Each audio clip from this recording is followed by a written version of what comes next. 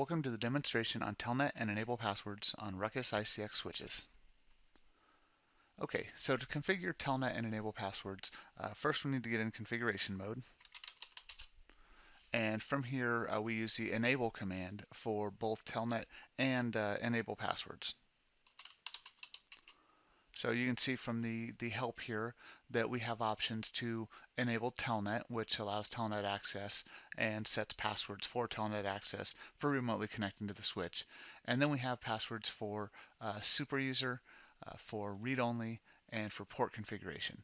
So we'll talk about each of those as we go through this demonstration. But first we'll enable a Telnet password to restrict remote access. And we'll just use remote password as the password here. So what this one does is sets up a password for remote connections to the switch to make sure that no one can connect to it remotely. Otherwise, by default, the switch is wide open to any Telnet session. So now that we've done that, we might want to look at setting up a super user password.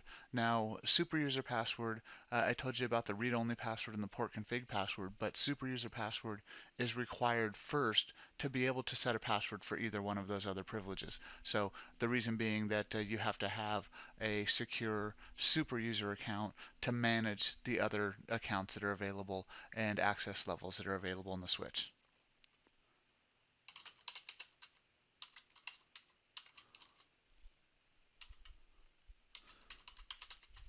So we can use the enable super user password command. And again, this is just an ASCII string, so we'll just put an ASCII string here. I'm going to keep this simple for us, and we're going to use password 1. So now we have a super user password. Let's go ahead and set up the others as well.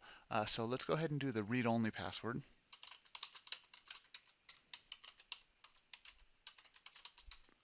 And we'll use, again, something simple. I'll just do password 2. And then we'll finally set up the port config password.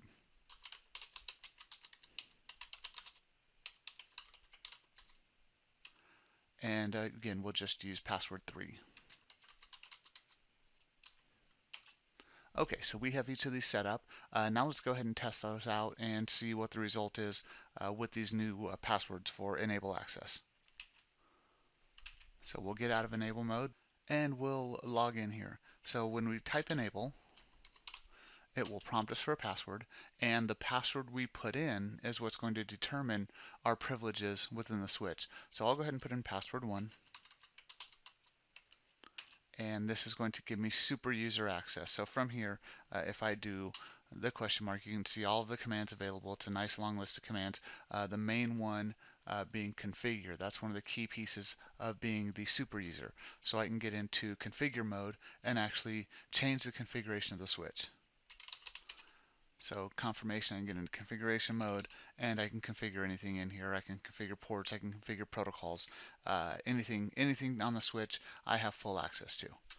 So let's log out of this, and we will get into enable again, and it'll prompt me for the password. We'll use password 2.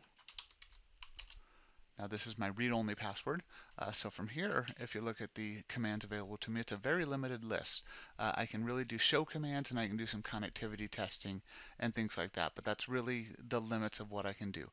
What you can see I don't have here is config. It won't have been accepted. It's not even a valid command. So you can't really do anything from read-only mode except view information about the switch, about the network, and do some basic connectivity testing.